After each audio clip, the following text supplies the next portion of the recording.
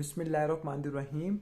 Today's topic of discussion is forensic aspect of wounding. Forensic aspect of wounding के दो chapter हैं। पहले chapter के अंदर हमने सिंपल इंजरीज को पढ़ा था, वो हमने एनआरए से कवर कर लिया था। लेकिन उसके भी अगर आप चाहते हो कि फ्लो चार्ट वाली वीडियो बनाए तो आप मुझे बता दीजिएगा कमेंट सेक्शन के अंदर। हम वहाँ पर ब्रूज, कंटूजन, लैसिरेशन वगैरह इनकी फ्लो चार्ट वाली वीडियो बना लेंगे, जिस तरह ये वाली वीडियो बनाई है।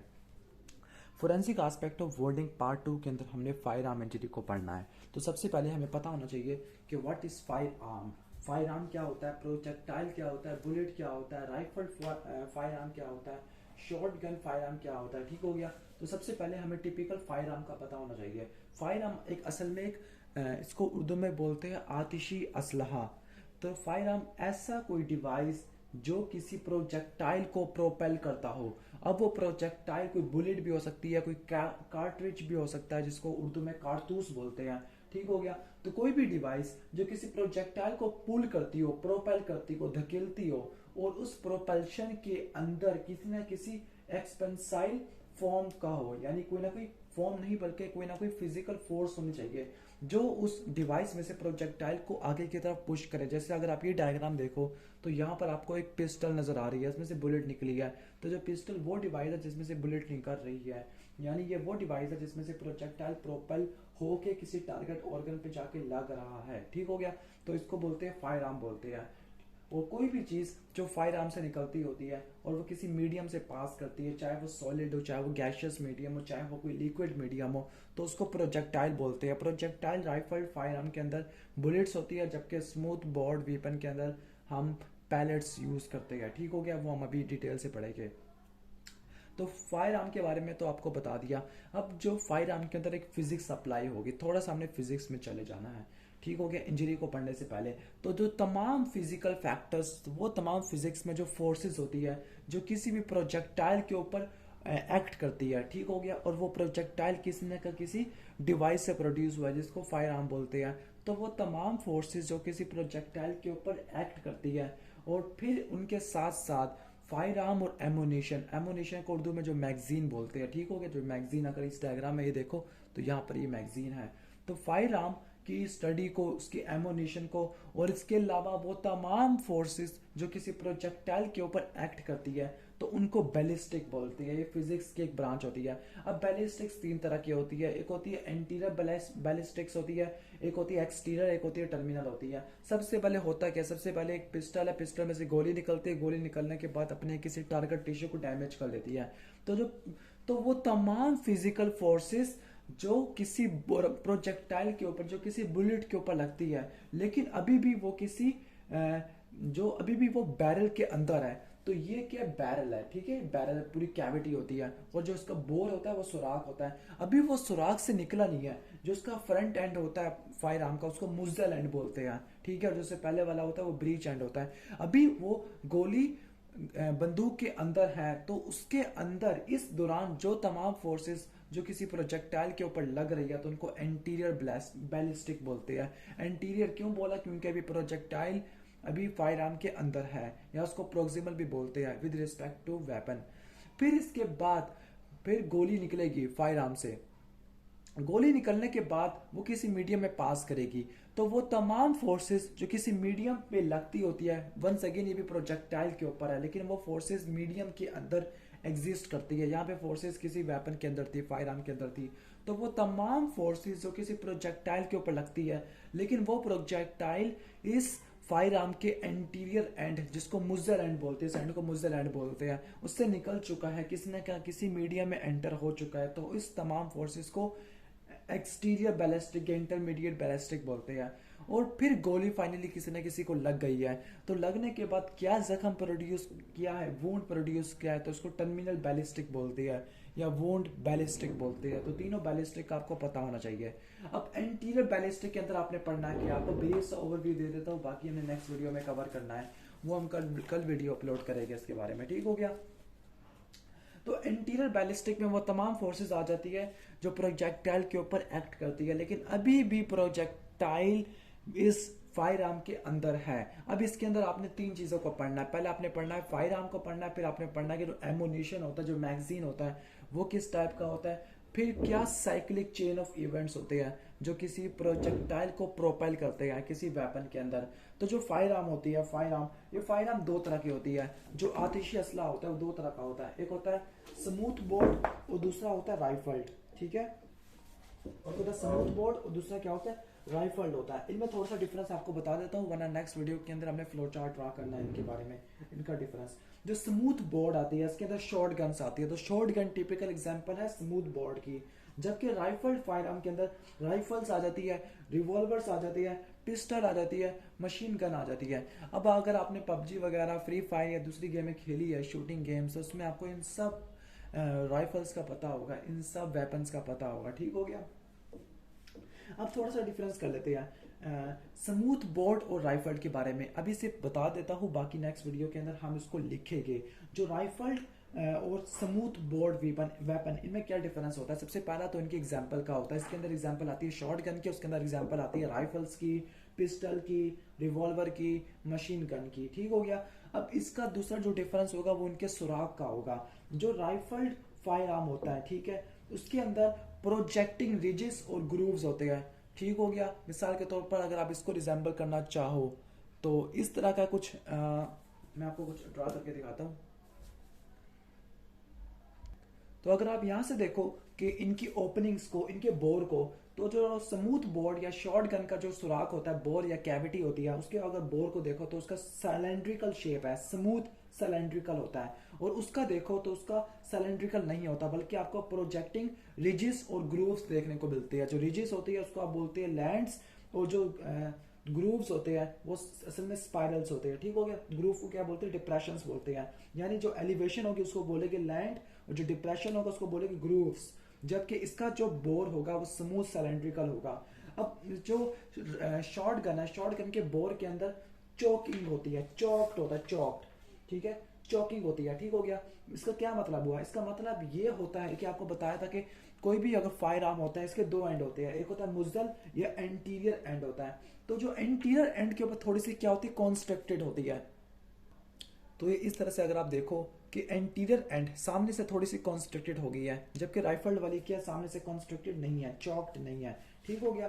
तो जो चॉकिंग होती है इसका क्या मतलब है, slight construction at the muzzle end, इसको चॉक बोलते हैं, चॉकिंग। इसका फायदा क्या होता है, इसका फायदा ये होता है कि जो उसका रेट ऑफ सेपरेट है शॉट का, क्योंकि यहाँ पर छोटे छोटे पैलेट्स होते हैं तो उनका सेपरेट कम से कम होगा, ज्यादा नहीं फैलेंगे। ठीक है।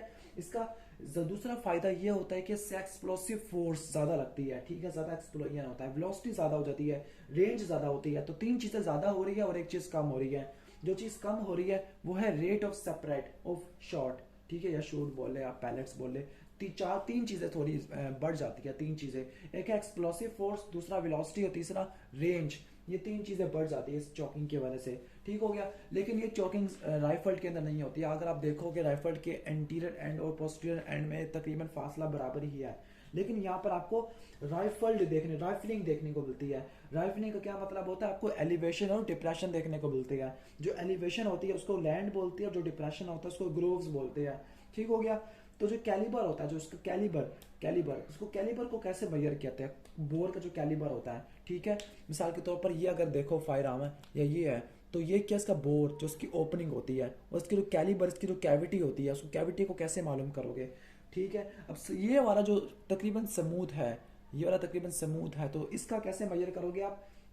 ठीक है, कि इसका मेजर करोगे कि आप डायरेक्ट और इनडायरेक्ट मेथड दोनों से कर सकते हो। ठीक है। जबकि जो राइफल्ड वाला का होता है, राइफल्ड में दो लैंड्स के दरमियान फासला, लैंड्स क्या होते हैं, एलिवेशंस होती है, इनके दरमियान फासला होता है, उससे आप कैलिबर को, जो उसकी कैविटी होती है, ठीक हो गया, उससे मालूम कर सकते हो।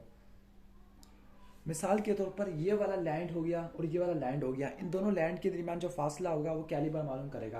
और इसका कैलिबर कैसे मालूम करोगे, कोई ना कोई लेड बाल डालोगे, तो जो लेड बाल इसके अंदर फिट आ जाती है, तो उसका मतलब क्या होगा कि आप इसका डायमीटर मेजर कर लोगे। डायरेक्ट और इनडायरेक्ट, इनडायरेक्ट होता है लेड बाल से, और डायरेक्ट होता है कि आप डिस्टेंस मालूम करते हो। ठीक है, ओवरऑल जो सर्कुलर का सर्कमफेरेंस होता है। थोड़ा बहुत हम कार्ट्रिज वगैरह को देख लेते हैं। कार्ट्रिज क्या होता है, कारतूस होता है, कारतूस। और कारतूस के अंदर मजीद कुछ चीजें होती है, जैसे कार्ट्रिज के अंदर क्या होता है, कार्ट्रिज केस होता है, और इसके अंदर एक परकशन कैप होती है, और प्राइमर होता है। वो हम देखेंगे नेक्स्ट वीडियो के अंदर, लेकिन थोड़ा बहुत आपको बताता जाऊँ इस वीडियो के अंदर। ठीक हो गया। तो इसका जो प्रोजेक्टाइल होता है, किसका, हम बात करें स्मूथ बोर्ड शॉर्ट गन का, तो उसके प्रोजेक्टाइल क्या होते हैं, पैलेट्स होते हैं, प्रोजेक्टाइल छोटे छोटे जो हमने फायर करने हैं, जबकि उसके प्रोजेक्टाइल क्या होगी, गोलियां होगी, बुलेट होगी। यहाँ पर एक वैड होता है, वैड होता है, ठीक है, प्लास्टिक वैड होता है, ठीक है, लेकिन यहाँ पर वैड नहीं होता। मैं बताऊंगा सब कुछ इसके बारे में, लेकिन अभी आप सुन लो। कार्ट्रिज डिस्क इसमें मौजूद होती है, कार्ट्रिज डिस्क इसमें मौजूद नहीं होती। अगर केसिंग को देखते हैं तो केसिंग एंटीरियरली क्या होती है, कार्डबोर्ड डिस्क से बनती है और पोस्टीरियरली मेटालिक होती है, जबकि राइफल के अंदर पूरी की पूरी कार्ट्रिज की जो केसिंग होती है वो मेटालिक होती है, ठीक हो गया, ब्रास से या स्टील से, एल्यूमिनियम से बनती है, ठीक हो गया, ये होता है।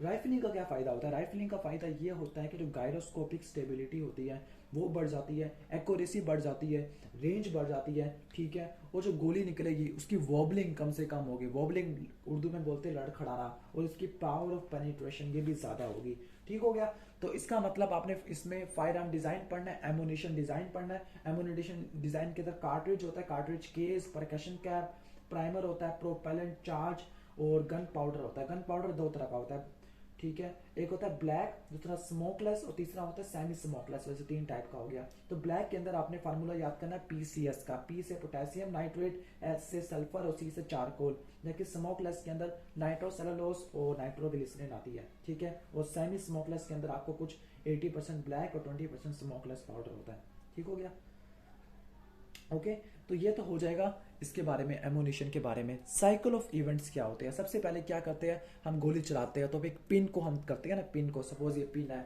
तो हमने ट्रिगर पे हाथ दबाया तो एक फायरिंग पिन होती है, पीछे से एक फायरिंग पिन होती है, ठीक है, ये फायरिंग पिन स्ट्राइक करती है। तो फायरिंग पिन के स्ट्राइक करने की वजह से क्या होगा कि गन पाउडर में आग लग जाएगी और गैस की लिबरेशन होगी।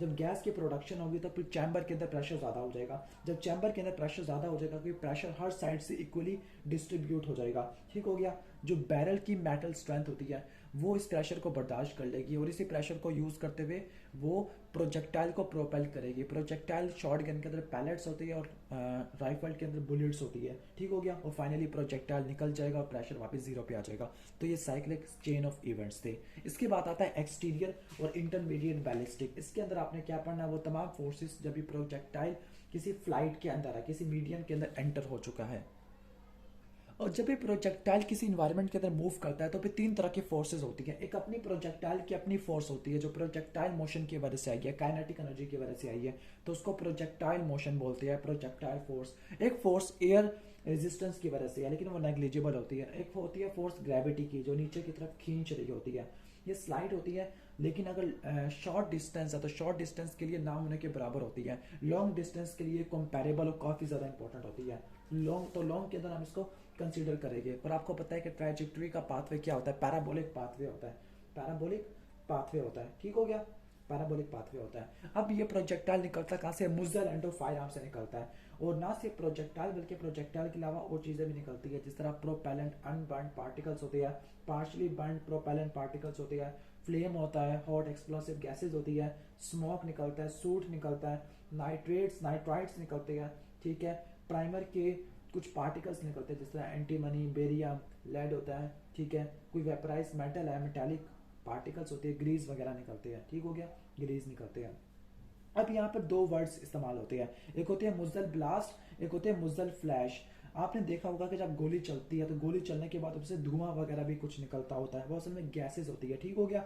और जब गोली चलती है तो कुछ चिंगारी नुमा, कोई लाइट नुमा नजर आती है, ठीक है, उसकी गोली की चलने की वजह से। तो जो मुजल ब्लास्ट का क्या मतलब है कि जब प्रोजेक्टाइल निकलता होता है फायर आर्म से, ठीक हो गया, तो प्रोजेक्टाइल के निकलने के बाद कुछ गैसेस रिलीज हो जाती है हाई प्रेशर से, तो जो धुआं निकल रहा होता है, ठीक है, वो असल में गैसेस होती है, ठीक हो गया।